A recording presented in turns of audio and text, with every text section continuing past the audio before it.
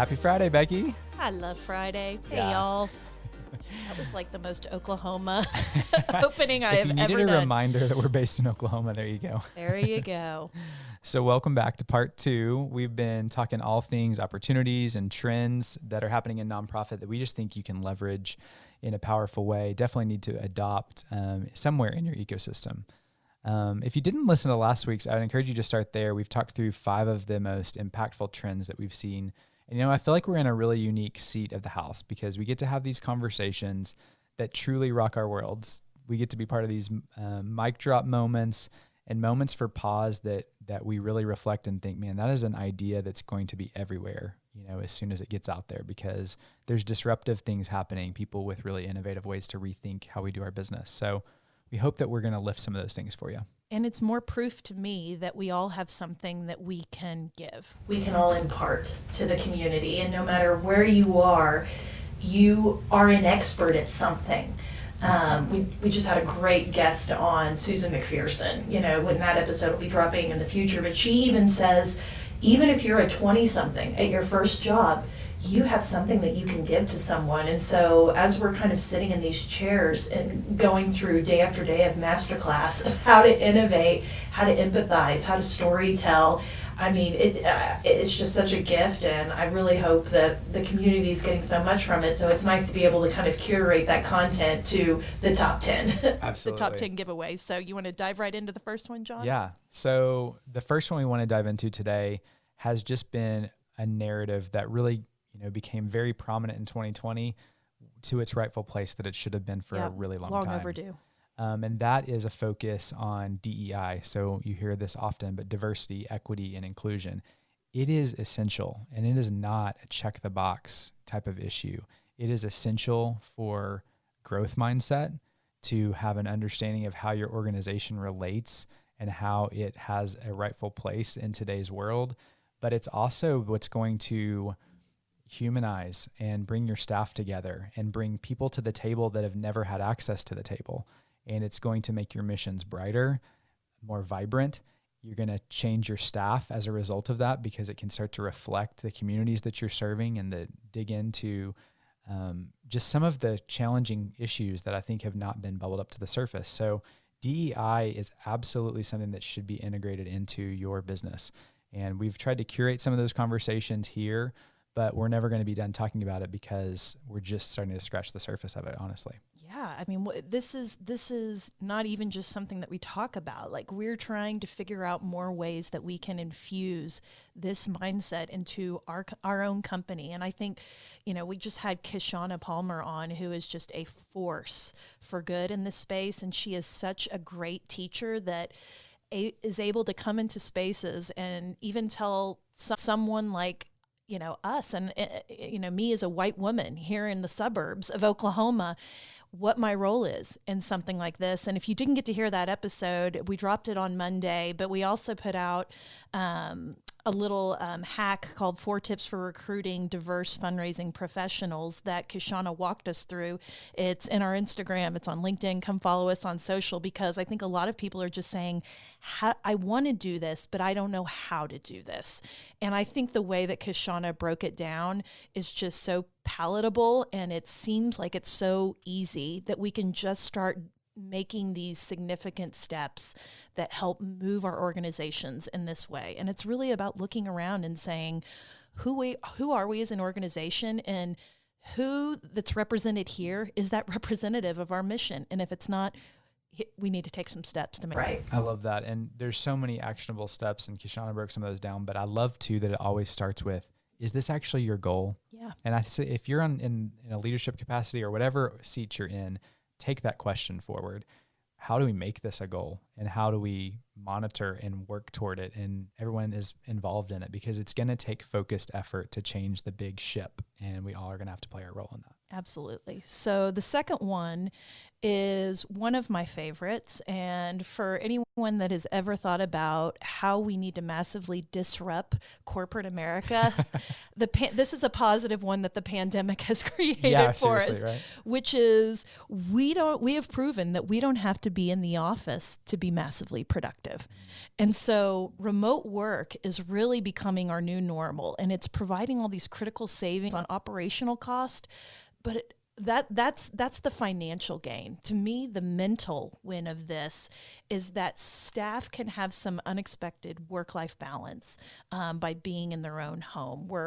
And I know that also creates some challenges with kids doing homeschooling and crazy neighbors or whatever it is that's kind of creating white noise for you. But I do think that this could be a real win-win for organizations, because it's really forced companies all over the world to adapt and to embrace remote work.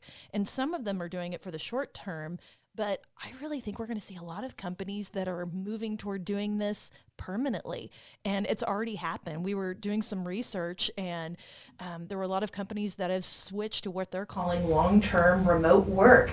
Adobe, Capital One, Salesforce, Shopify, Aetna.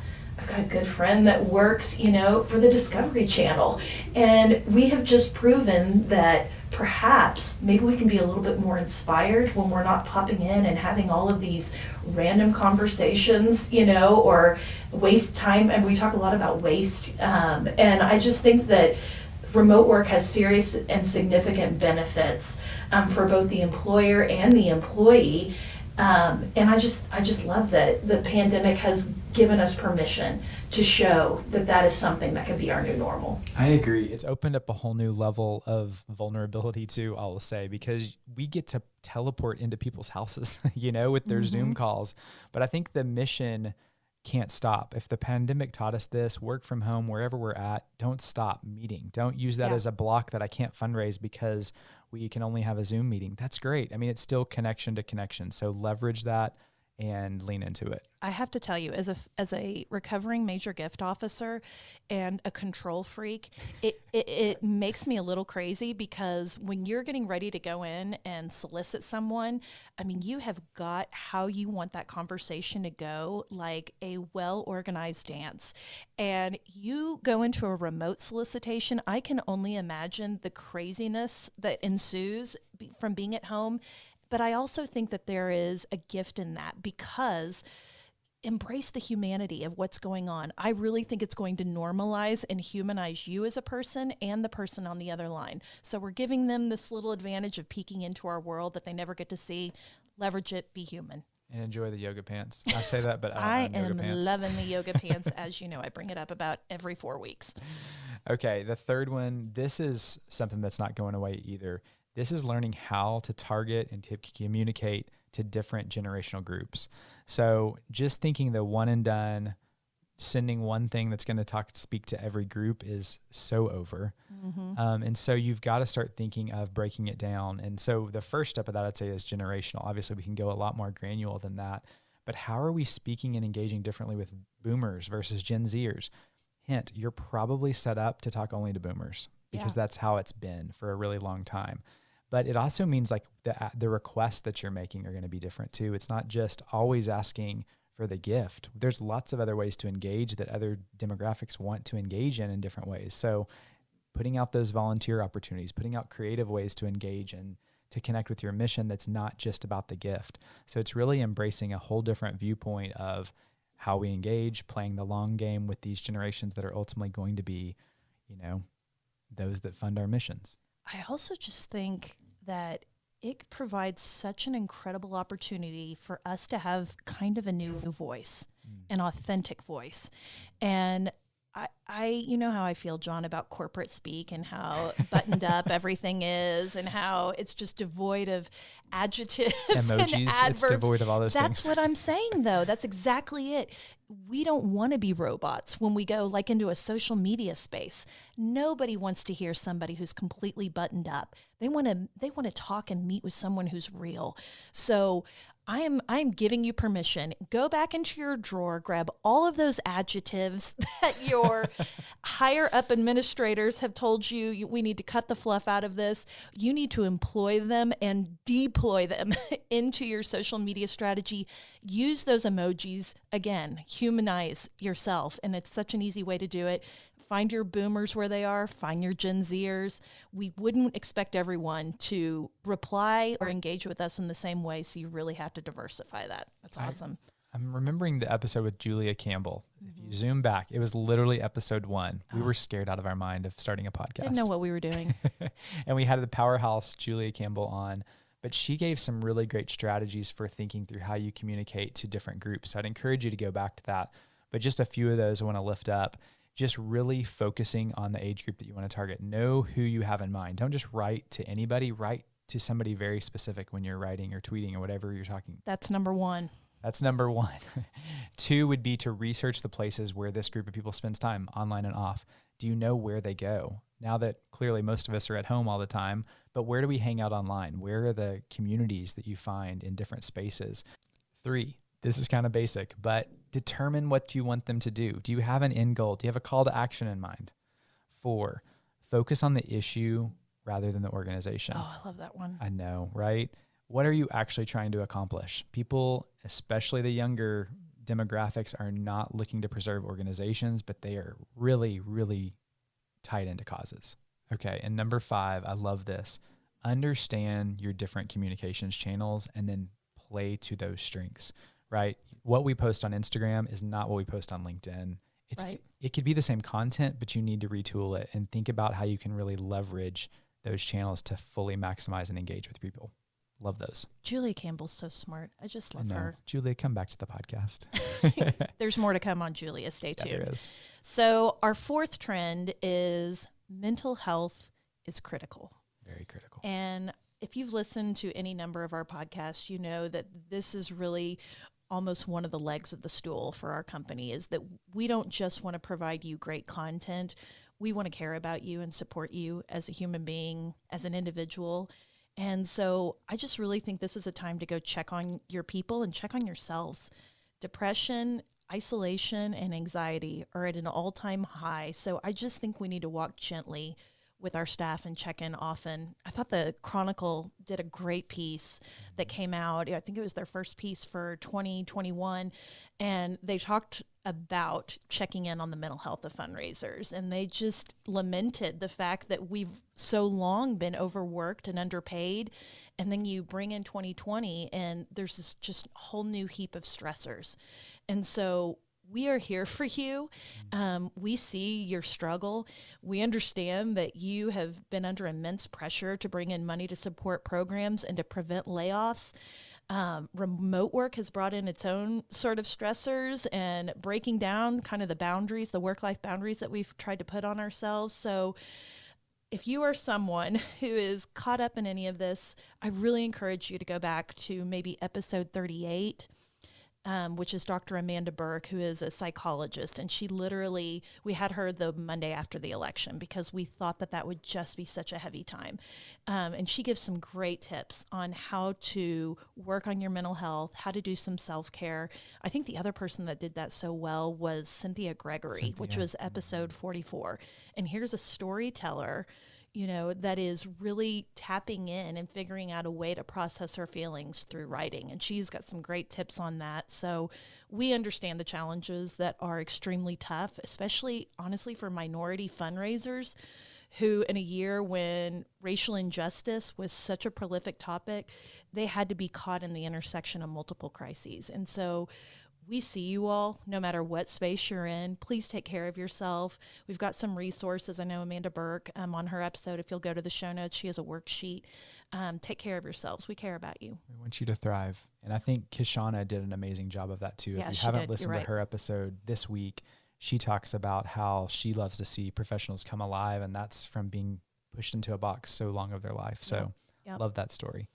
Okay, the last one, 5th thing, innovation. If you're not innovating by now, you know this already. You are falling behind, my friend. Yep. So nonprofits need to hear this, but it is not just, innovation doesn't have to be this thing in space that we can't really quantify.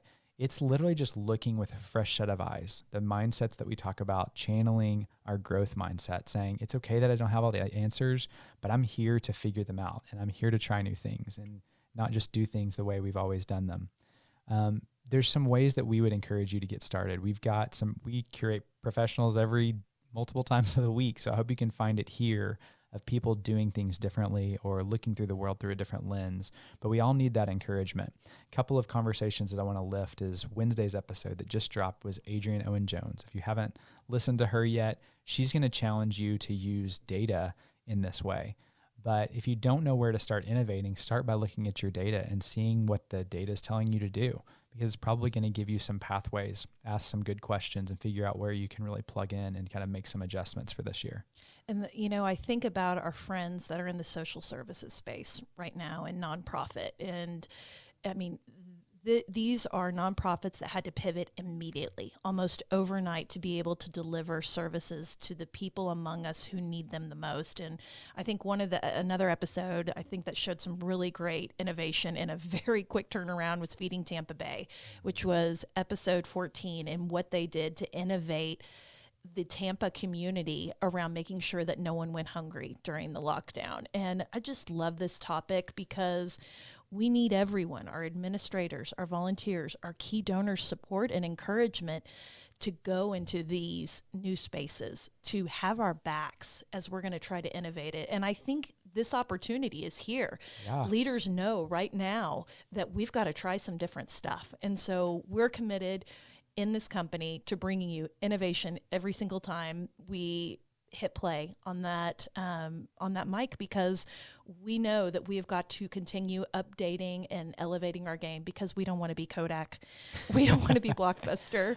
Okay. Motorola. I don't even know. Who else? Who else is gone? gone? The Razr phone was really cool for a while. The Razr phone was very... So sorry, we have to pause. I just got a notification. It says Becky Endicott, CFRE's post was featured by the LinkedIn news team and what 2021 holds for businesses. What? You were featured by LinkedIn. Do you know why? Do you know why? I love it. She does no wrong, though. Let me be very clear. Yeah. Okay. So I love that you brought up Feeding Tampa Bay, because I remember when they were sharing with us, right? People were trying to respond, trying to figure out what to do with COVID. And they were like, no, we've got this. We are ready because of the hurricanes, and they had already had these procedures in place. They were already game time ready. Let me turn the tables on that. You are ready. You have been through 2020. You've had your training grounds. You've had your time to pivot. This is your time to be ready for whatever 2021 throws at us, because we know we're going to need that, right? I feel like that was a huge mic drop moment. The mic's still connected, so don't worry, everyone. It's so true, though. We have been through this. Let's be honest. There are things that are happening in 2021 that we did not see coming already. It's not even been 2 weeks. However, you have got this. We know how to go into this brave new world. We are going to give you the tools. Come here. Go research, get your professional development in, continue to grow, continue to listen, continue to lean into new ideas and strategies. That is how you will survive and thrive.